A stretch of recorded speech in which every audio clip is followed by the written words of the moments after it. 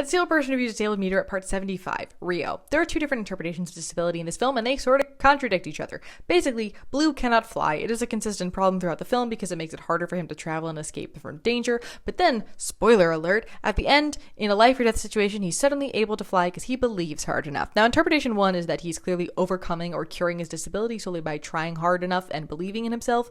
Interpretation 2 is that his disability is PTSD, making it so that a combo of never being taught to fly, so he fails every time he tries, and he has flashbacks every time he tries, makes it worse and has grounded him. And over the course of the film, where he's constantly forced to be brave and try new things, he's able to slowly break out of that anxiety pattern, which makes him able to fly at the end. Like, it's not that his disability is suddenly cured, we kind of see him slowly working through pieces of processing his past throughout the film that leads to that final moment, especially because at that point, he is being brave because he needs to help somebody else he cares about, which I feel like is also an important thing to note. Like, if a waiter gives me the wrong food, I'm just going to take it. But if they give my friend the wrong food, I'm going to say something, you know?